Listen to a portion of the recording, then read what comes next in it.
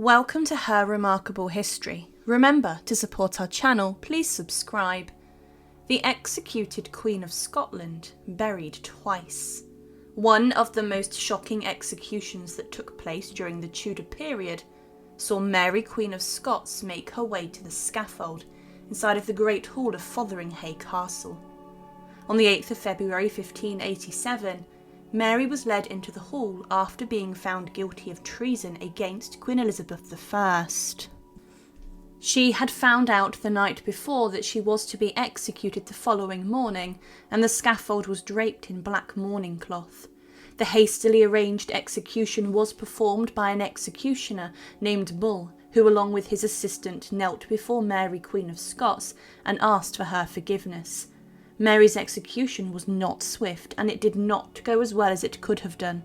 She had been blindfolded by one of her servants, Jane Kennedy, and then as she knelt down on the cushion in front of the block, she said, "Into thy hands, O Lord, I commend my spirit." It took 2 blows from the axe to sever Mary Queen of Scots' head from her body. The first blow missed her neck and struck the back of her head, which was incredibly painful, and the second blow severed her neck. However, there was still a bit of sinew which held the head to the body. This was sawed through with the axe by the executioner, and then her head was shown aloft to the crowd that were assembled. As the executioner held up her head, he held it by Mary's hair, and with this, her head slipped from a wig and it fell to the ground, and it was said that her lips stirred up and down for 1/4 of an hour after her head was cut off. And a small dog, which was owned by the Queen, came out from amongst her skirt. But what happened next with Mary Queen of Scots' body and her remains was rather brutal.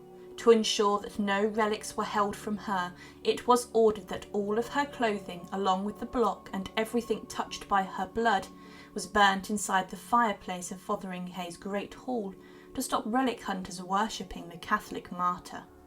Elizabeth I regretted ordering and sanctioning the death of Mary Queen of Scots, and she did fear a backlash from the Catholics within her country. But the pair, despite their differences today, lay at rest inside of the same church, Westminster Abbey, at the heart of English religion and government. But Mary Queen of Scots would be the Stuart Queen who was actually buried twice, and she was not initially buried inside of Westminster Abbey until her son came onto the English throne.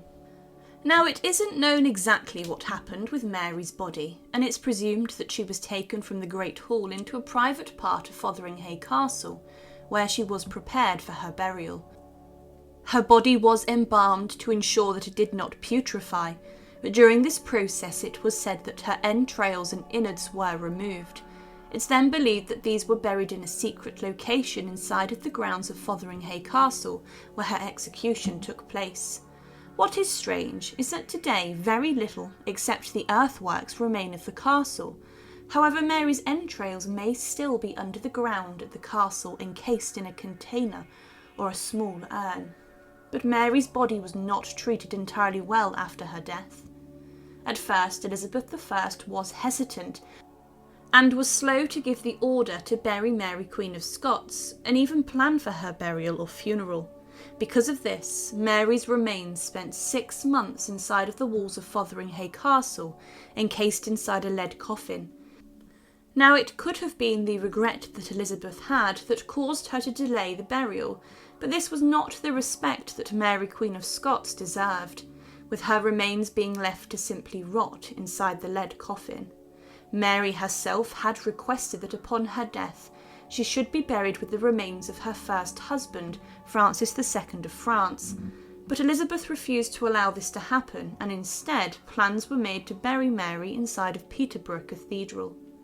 Previously, the half-sister of Elizabeth, Bloody Mary I, had requested to be buried inside of Peterborough Cathedral, but Elizabeth had not allowed this due to the fact that Mary's mother, Catherine of Aragon, was buried there. By having Mary I and also Mary Queen of Scots buried inside the same cathedral, it could be interpreted that Elizabeth would have accidentally made the place a site of pilgrimage for Catholics, as all 3 were prominent Catholic worshippers. Bloody Mary was never interred with her mother, but Mary Queen of Scots was given the funeral inside of Peterborough Cathedral. But it was a funeral that she would not have approved of, as she was given a Protestant burial service, which would have been one final disgrace for the Catholic Queen, and she would have turned in her grave if she knew she was being given a Protestant funeral, the staunch enemy of Catholicism in England.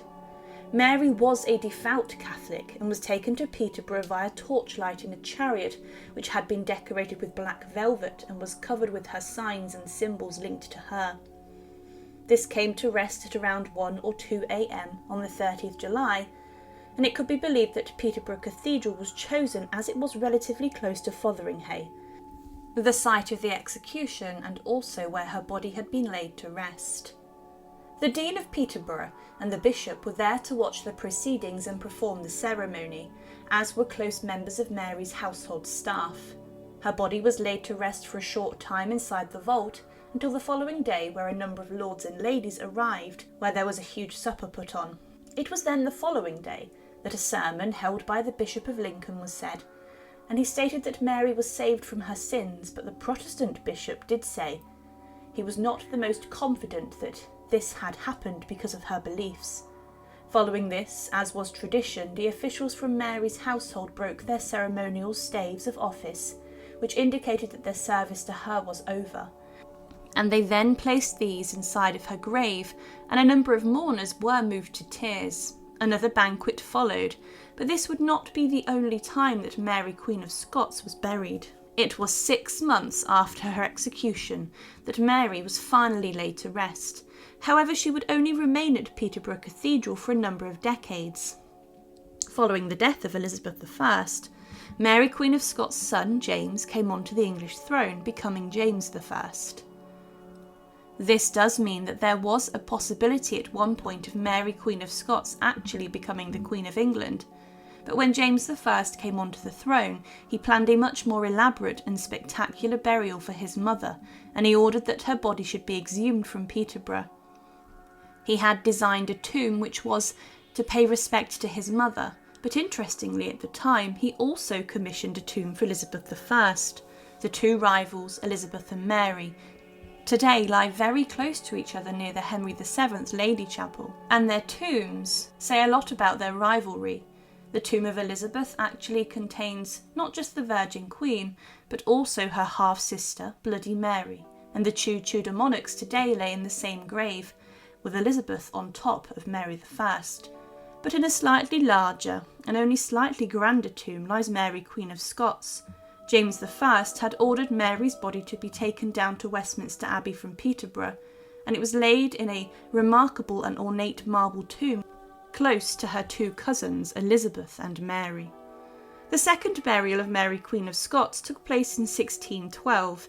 It was probably a good thing that James I moved his mother's body, as during the English Civil War, the old tomb of Mary Queen of Scots was destroyed by Oliver Cromwell's soldiers whilst they were en route to attack Charles I's royal garrison. Catherine of Aragon's tomb also suffered vandalism during this attack, but Mary Queen of Scots lay peacefully inside of Westminster Abbey.